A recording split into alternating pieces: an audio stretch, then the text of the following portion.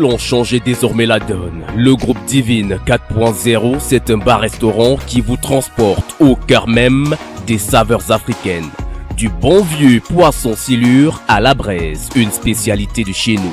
Un concept pour tous, pêche ton poisson vivant et laisse-toi servir par une équipe qualifiée et dévouée. Le restaurant Divine 4.0, c'est une explosion de papilles. C'est aussi un espace rafraîchissement adapté au confort des fins gourmets. Le groupe Divine 4.0 vous ouvre également les portes de l'auto-école pour une formation de haute qualité en conduite automobile, toutes catégories confondues. Et ceci dans des conditions uniques. Groupe Divine 4.0, quand la qualité se fait une priorité. Nous sommes situés au quartier Damas, 100 mètres avant le rond-point Damas. 17h à Yaoundé, mesdames, messieurs, bonsoir. Plaisir immense de vous retrouver pour une nouvelle aventure de votre programme, Le Grand Soir. Le Grand Soir qui, justement, ce soir, s'interroge sur cette annonce du Premier ministre chef du gouvernement qui enjoignait alors, il y a quasiment 3 semaines, les élus locaux, les maires de la ville de Yaoundé, de se bouger un tout petit peu dans le but d'optimiser la santé des populations en ôtant les poubelles et en essayant justement de rendre la ville plus attrayante. Nous sommes aujourd'hui, après 3 semaines passées. Ce soir, le Grand Soir s'arrête et marque un temps d'arrêt pour justement interroger le concept Yaoundé ville propre. Où en est-on? Est-ce que les citoyens de Yaoundé qui nous regardent dès à présent nombreux ont l'impression que l'instruction présidentielle relayée par le Premier ministre chef du gouvernement a été appliquée? Est-ce que la ville de Yaoundé, alors que les fêtes approchent, ressemble désormais à une capitale? Nous en parlons ce soir en introduction de ce plateau du Grand Soir. Nous irons aussi du côté des stations-service, alors que justement les files de voitures s'amoncellent devant les stations-service, alors que la ville de Yaoundé est quasiment paralysé, que dis-je, coupé en deux à l'instant où nous parlons.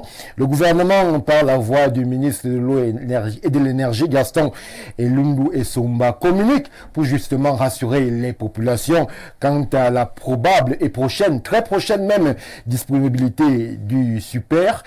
On va en parler aussi ce soir pour essayer de nous interroger sur cette pénurie de carburant qui pose d'énormes problèmes de circulation et même de déplacement dans la ville de Yaoundé et même ailleurs, puisque à date, et les précisions sont faites dans le communiqué, des villes comme Douala, comme Bafoussam sont également touchées par cette pénurie qui frappe véritablement le Cameroun. Nous terminerons cette édition du Grand Soir par l'enseignement. Justement, de ce côté-là, les congés sont annoncés. Le premier trimestre, autant pour moi, s'achève. On va revenir sur justement ces 3 premiers mois d'études. On va essayer de faire un bilan à mi-parcours de cette année scolaire 2023-2024. Qu'est-ce qu'on peut en retenir alors que justement l'année avait été débutée par ce qu'on a appelé le mouvement OTS. Aujourd'hui, est-ce qu'il est désormais dans l'ordre du souvenir? Est-ce que les enseignants se sont véritablement rangés? On en parle ce soir sur le plateau du Grand Soir. Mesdames, Messieurs, vous en avez l'habitude et justement, on va prendre la traditionnelle respiration avant de revenir en plateau, dire bonsoir à ceux qui nous accompagnent déjà ce soir. À tout de suite. 4 invités, 2 répondent déjà à l'appel. Les embouteillages, tels qu'on l'a dit, dans la ville de Yaoundé ont certainement eu raison d'eux et ils sont en route bien évidemment. Mais pour ceux qui sont déjà en plateau avec nous, on va parler de l'enseignement.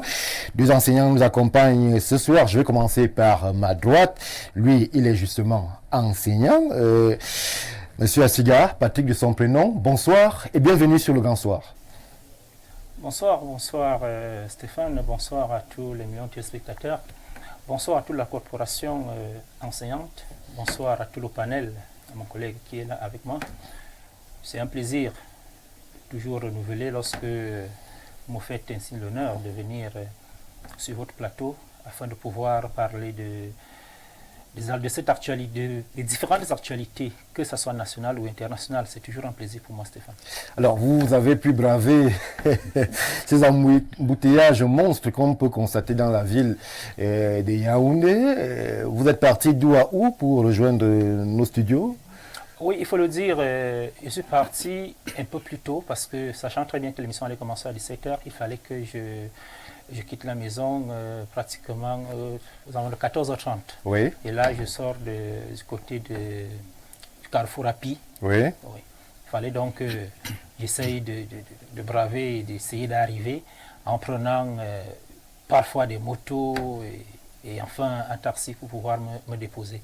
Et je rappelle que partant de 14h30, je suis arrivé pratiquement à 16h10. Oui. 10 minutes. Et qu'est-ce que vous avez vu en route là-bas? Oh, effectivement, il y a des bouchons. Il y a des bouchons, surtout les endroits où il y a des stations-service. Oui. Parce que comme il s'agit des questions de ravitailler, ils sont en rang, c'est-à-dire les motos taximans, les taximans eux-mêmes et les voitures personnelles s'alignent pour pouvoir consommer ce précieux sésame. Donc automatiquement, là où il y a les stations-service, obligés de s'aligner et de créer dans ces bouchons. Oui. Vous êtes obligé d'attendre. Vous pouvez, là, la faute n'est à personne. Parce qu'eux aussi ils attendent automatiquement. Vous êtes obligé d'attendre. Vous qui voulez plutôt passer. Et à cela, quand il faut ajouter les nids d'éléphants, parce que c'est même plus les nids de poules. Voilà également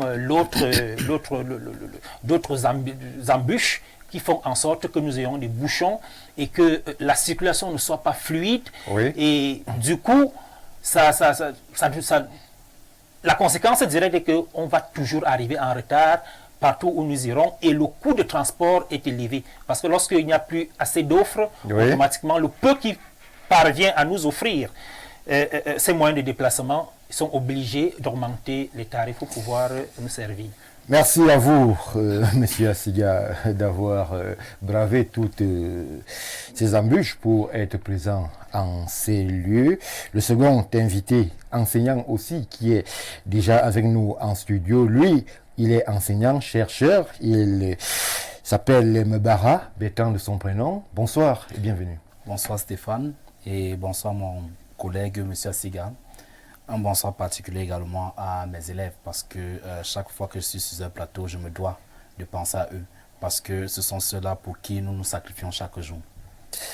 Merci à vous, chers enseignants, d'être déjà en ces lieux. Les autres vont nous rejoindre très certainement dans les prochaines minutes. Yaoundé devient une compétition pour se mouvoir. Et justement, c'est Yaoundé, nous en parlons en introduction de ce plateau.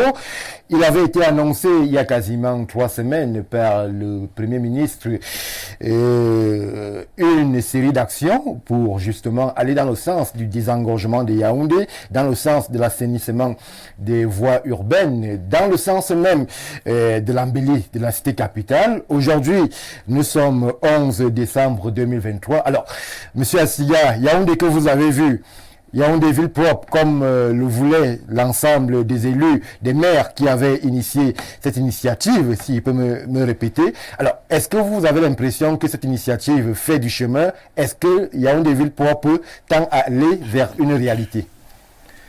Je ne sais pas, Stéphane, si c'est une coïncidence ou alors c'est tout simplement parce que les thématiques ont fait en sorte que je me retrouve au moment où nous débattions ici, sur ce plateau, de ces instructions du chef de l'État qui ont été répercutées par le Premier ministre, oui, auprès du maire de la ville ainsi que de tous les maires d'arrondissement.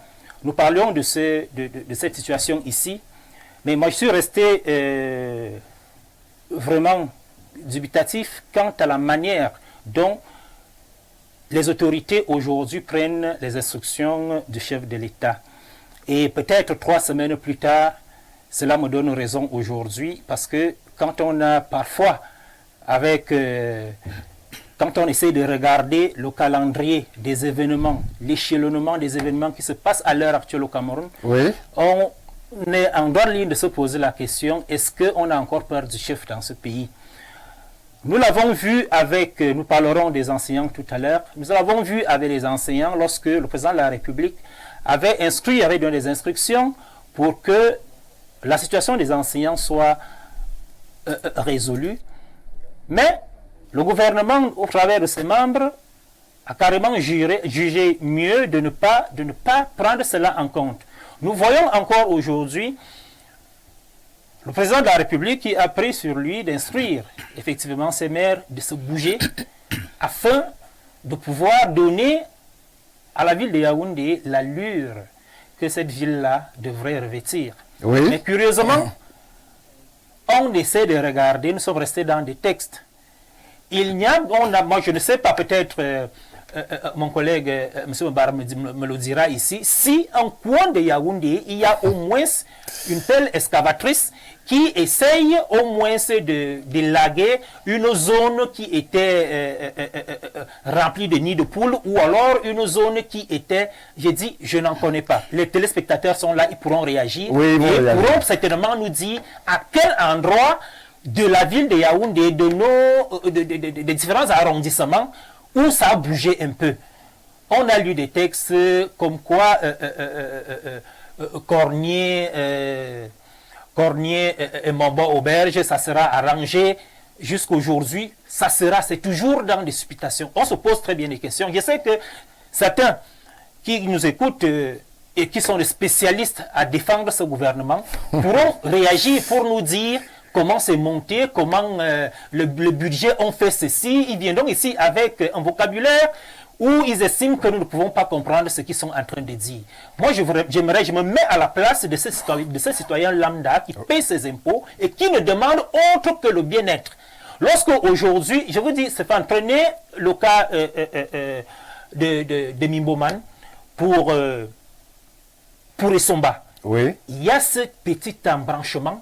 C'est vrai que c'est le calvaire. J'ai dit, Stéphane, je ne sais pas si les taximans qui nous écoutent, les automobilistes qui nous écoutent, peuvent faire ce témoignage. Parfois, il faut filmer ces endroits et montrer cela à mon yeux vision. Nous sommes là en plein Yaoundé 4. Qu'est-ce qui ne va pas avec ce pays? On n'a plus peur du chef. On n'a plus peur de celui-là. C'est-à-dire, au moins faire semblant. Je me demande très bien. Mais après une petite analyse, on peut bien comprendre que c'est parfois à un moment donné l'hypercentralisation des choses qui fait en sorte qu'aujourd'hui, chacun ne sait plus quoi faire. Quand bien même on se fait appeler maire, on ne sait plus effectivement si on a le pouvoir à pouvoir travailler, à pouvoir prendre des initiatives afin de pouvoir donner satisfaction à ceux-là qui les ont élus. Mais curieusement, ce sont plutôt ces élus qui aujourd'hui ont bénéficié de l'onction de ces populations qui marchent encore sur ces derniers. Qu'est-ce qui se passe? Qu'est-ce qui se passe, Monsieur Assiga? Merci pour votre première intervention. Monsieur Mbara, alors, qu'est-ce qui se passe alors que justement des instructions présidentielles avaient été annoncées, des réunions et des concertations entre élus avaient été produites à la primature? On se rend compte 3 semaines plus tard que véritablement des instructions présidentielles peinent à se matérialiser. On a vu un blanc-le-bas perceptible au départ, il y a quelques semaines. On a été à Yaoundé 7 par exemple, où on a vu le maire Tamba se déployer, mobiliser, mais à date, on peine véritablement à pointer du doigt et à marquer une initiative qui va dans le sens d'amélioration de l'image, tout simplement, de la ville de Yaoundé. Merci Stéphane, une fois de plus pour l'opportunité que vous m'offrez. Je dirais que je ne serais pas peut-être très dur comme l'a été mon collègue M. Assiga. C'est vrai que des mesures sont en train d'être prises, mais elles sont timides. Moi, je dirais qu'elles sont plutôt timides dans la mesure où on va quand même constater qu'au niveau de l'électrification, la ville semble quand même être éclairée. Oui. Ça, sur le plan de l'électrification, sur le plan de l'amélioration des voies urbaines. On essaie quand même de fermer des nids, même comme la méthode employée. Je ne suis pas expert en génie civil, mais la méthode employée n'est pas vraiment des meilleures, puisqu'on va voir que aussitôt que ces nids de poules sont bouchés dans certains endroits, après le passage d'un pluie, on va constater que ces endroits sont de nouveau lessivés par la dite pluie, donc on retrouve à nouveau des nids de poules. Quant à la gestion des ordures, parce que Yaoundé était devenu à un moment une poubelle à ciel ouvert. C'est pas tellement ça. Ils essayent comme ils peuvent, mais c'est pas toujours cela. Donc moi je dirais que c'est vrai, le chef d'État a donné des instructions, mais je crois que il ne suffit pas de donner des instructions. Il faut tout faire naturellement pour que ces instructions soient exécutées. Oui. Et c'est ça le véritable problème. C'est pour ça que je vais rejoindre le collègue Asiga en disant que est-ce qu'on a encore peur du chef? En réalité, il y a lieu de se poser cette question-là. On aimerait savoir si le pays est encore gouverné et dirigé. Parce que s'il suffisait seulement de donner des instructions et se taire, je ne crois pas que la condition de vie des populations allait s'améliorer. Puisque le citoyen ne demande qu'à bien vivre. Et ce n'est pas malheureusement le cas. Vous avez parlé tantôt des bouchons et de la situation du carburant. Pour me rendre ici, je ne réside pas très loin de votre plateau, mais pour me rendre ici, j'ai dû dépenser une somme de 1000 francs. Oui. Oui. Et pourtant, je suis tout près ici à Yaoundé 3e. Bon, nous sommes à Yaoundé 3e, à Yaoundé 6e, donc du côté de Biéma-Silissé. Partant de là pour ici, j'ai dû dépenser énormément parce que j'accusais déjà quelques minutes de retard. Et vu la densité de la circulation, puisqu'il y avait des bouchons énormes, j'ai dû proposer et j'ai dû prendre même une moto pour me rendre ici. Rendez-vous compte avec tous les risques que cela comporte. Donc, en réalité, c'est vrai, des instructions sont données, mais il ne suffit pas de les donner, mais il faut tout faire pour que ces instructions soient mises en exécution. Merci, Monsieur Mbara. Alors, Monsieur Asiga, nous sommes là dans un cas d'école qui véritablement touche tous les secteurs d'activité, même la communication, avec cette difficulté qu'ont ceux qui sont conviés, par exemple, sur ce plateau, à rejoindre justement notre lieu, là où nous sommes basés, et Foulane. Alors, est-ce qu'on peut comprendre que justement, désormais, à Yaoundé, c'est chacun qui fait ce qu'il veut. Nous avons eu écho de la sortie de l'ex-délégué du gouvernement, Gilbert Timévouna, qui lui-même s'inquiétait déjà de ce visage pitoyable qu'offrait la cité capitale et enjoignait celui qui était censé le remplacer à se bouger un peu. Mais aujourd'hui, on a l'impression que malgré les effets d'annonce, malgré la communication intensive, malgré les effets de manche, rien véritablement ne semble bouger. Yaoundé ploie sous ses poubelles, sous ses immondices, sous ses bouchons, sous beaucoup de choses qui ne sont pas de nature à vendre l'image de cette très belle ville. Oui, justement, Stéphane. On a du mal à porter des gants lorsqu'on parle de ce gouvernement. Moi, j'ai vraiment de la peine parce que je ne sais pas quel est le secteur d'activité, quel est le secteur aujourd'hui au Cameroun qui marche bien. J'ai dit, je ne sais pas. Moi, je mets quiconque à défi de nous dire dans quel secteur du Cameroun où ça marche. Lorsque on regarde, il a parlé tout à l'heure, monsieur Mbara, le collègue a parlé tout à l'heure de l'électricité. De quelle électricité nous parlons? De quelle électricité nous parlons? La dernière fois, je crois que c'est samedi qu'on nous a coupé l'énergie ici en pleine émission. On se souvient encore. Donc, ça ne va pas. Ça ne va pas. Et en plus, lorsque vous parlez, vous évoquiez tout à l'heure l'ancien délégué du gouvernement, M. Gilbert Timévouna, lorsqu'il il devait agir, est-ce qu'il avait besoin de demander l'audience à qui que ce soit pour prendre ses initiatives et de se mettre au travail? Il ne demandait pas l'audience pour le faire. On voyait seulement qu'il y avait travail. Oui. On a été habitué, et parce que c'est avec l'arrivée de M. Gilbert Timévouna, on a été habitué pendant les fêtes de Noël de fin d'année, on voyait Yaoundé qui rayonnait d'éclat. Oui. Mais aujourd'hui, on se demande, nous sommes le 12. Le 11. Le 11, autant pour moi. Est-ce que ces fins d'année, Yaoundé va rayonner d'éclat? On se demande. Ils vont passer par où? C'est-à-dire, il y a autant de choses. Qu'est-ce qui ne va pas? Il se trouve tout simplement que des gens, parce que, et c'est ce à quoi nous devons penser aujourd'hui. Lorsque les gens veulent déjà, peut-être ils en ont déjà marre d'un régime, Oui. alors ne pouvant pas s'exprimer ouvertement, utilisent donc des stratagèmes pareils pour pouvoir monter le peuple contre son chef d'État. On se retrouve dans des situations où on prive les automobilistes du carburant. Ils attendent à ce que les gens fassent grève, les gens descendent dans les rues. Oui. Ils privent les populations d'électricité. Ils attendent à ce que les gens fassent grève et qu'ils descendent dans les rues. Ils privent les populations de l'eau potable. Ils attendent. Mais malheureusement, ils vont toujours d'échec en échec. Parce que effectivement, la population du Cameroun est une population mûre, est une population qui sait distinguer, le faux et du vrai, l'ivraie et du bon grain. Donc, on ne peut pas continuer à nous manipuler comme ils sont en train de vouloir le faire.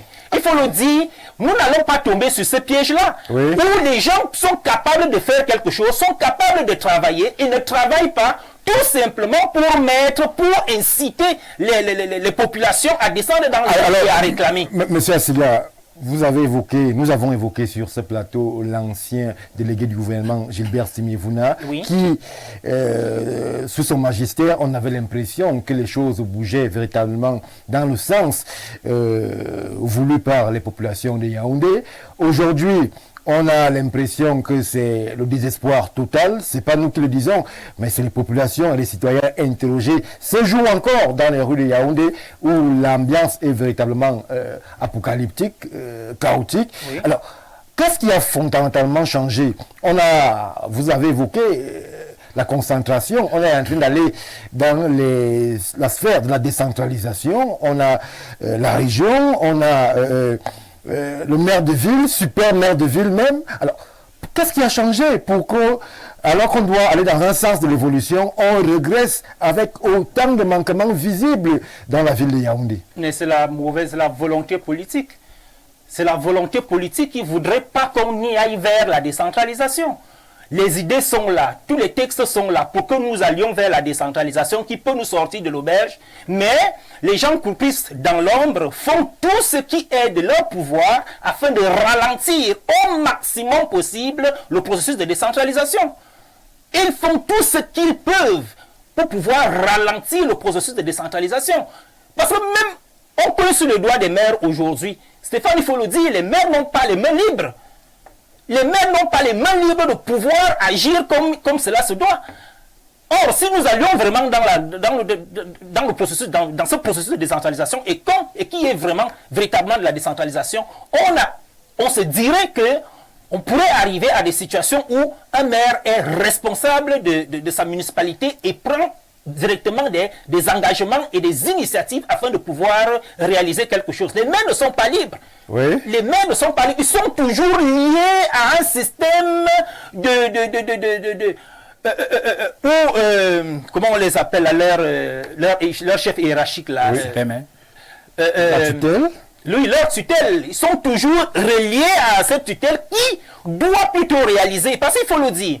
Quand vous prenez je voulais parler du FECOM effectivement. Oui. Quand vous prenez par exemple, je parlais tout à l'heure du tronçon Mimboman, Carrefour et Somba, le maire a bel et bien la volonté peut-être de réaliser, mais il faut que le maire se réfère au FECOM afin que le FECOM lui octroie des moyens de réalisation.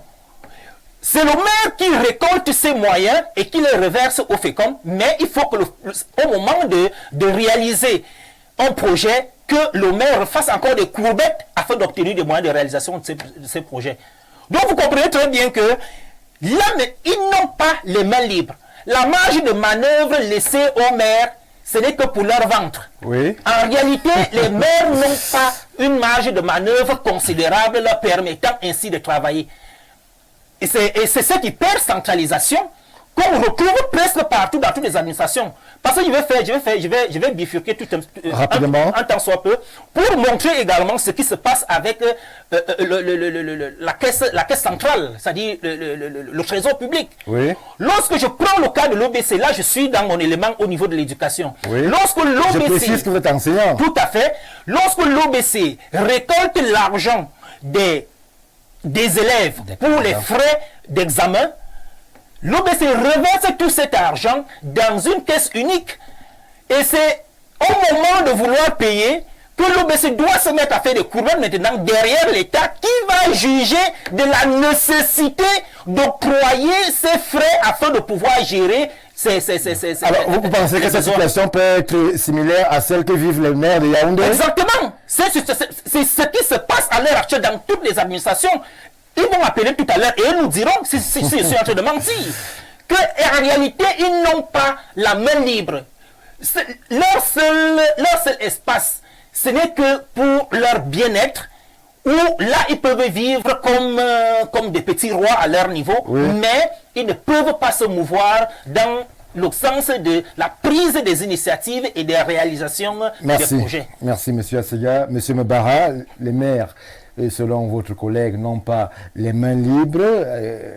Donc, la situation qui est vécue par les populations de Yaoundé va aller s'empirant, puisque on était en droit d'espérer mieux, mais malheureusement, on devra se contenter de ces poubelles géantes qui amoncellent les rues de Yaoundé, de ces nids de poules béants dans les rues de Yaoundé, de cette ville coupée en deux, paralysée à la moindre pluie. Voilà ce qui est justement réservé à cette ville, un chaos permanent.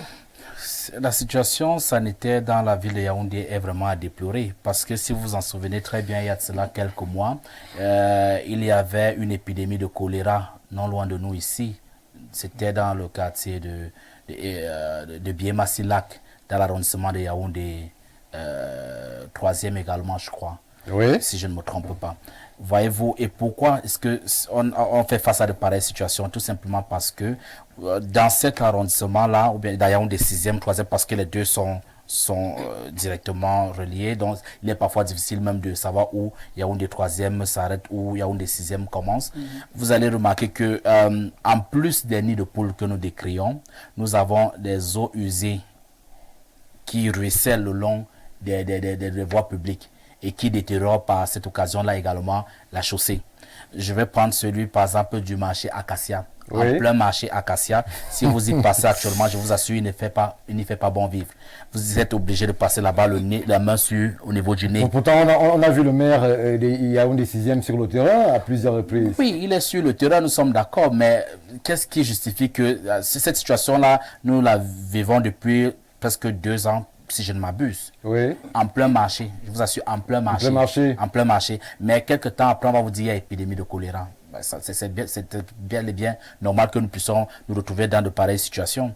Ça, c'est en ce qui concerne le volet sanitaire. En ce qui concerne la vie chère, vraiment, je vous assure, la situation que nous vivons même aujourd'hui là aura des répercussions, a même déjà des répercussions. Parce que nous savons que la ménagère ne pouvant pas faire le marché mensuel, est obligé de faire son marché de manière quotidienne, n'est-ce pas? Et ce faisant, vu que nous faisons face à une pénurie de carburant, cela a un incident. On va y arriver, on en parle tout à l'heure, M. Mbara. Voyez-vous, donc, pour revenir à votre question, la situation va de mal en pire et cela est dû au fait qu'on a l'impression que l'autorité administrative a démissionné. On va la ressentir uniquement lorsqu'il faut mater ou bien lorsqu'il faut mater les populations de manière globale. Donc pour moi, il va de soi que on a comme l'impression que nous sommes en fin de règne. Nous sommes en fin de règne et ce faisant, le président de la République qui incarne le pouvoir exécutif n'est plus suivi par ses proches collaborateurs qui sont ses ministres, naturellement, parce que dans tous les domaines, nous avons remarqué qu'il y a dysfonctionnement. On a comme l'impression que les populations sont livrées à elles-mêmes, de manière globale. Nous sommes dans une situation du qui-vive. Et s'en sortent ceux qui ont le plus de force, en quelque sorte, que ce soit la force financière ou bien la force physique. Donc nous sommes livrés à nous-mêmes et nous demandons par l'occasion qui nous est présentée ici à l'exécutif de reprendre vraiment les choses en main. C'est pour ça que nous avons dit le tout n'est pas d'instruire, mais il faut également tout faire pour que les instructions soient mises en exécution. Donc en réalité, voilà ce que moi je pense. Oui, merci Monsieur Mebara. On prend une ou deux réactions qui nous sont parvenues avant que nous puissions poursuivre. Bonsoir Monsieur Mbarga et votre panel. Le problème avec le Cameroun, c'est la mauvaise gouvernance depuis le sommet de l'État. Dans les pays sérieux, les ministres ont des comptes à rendre au Premier ministre et au Président.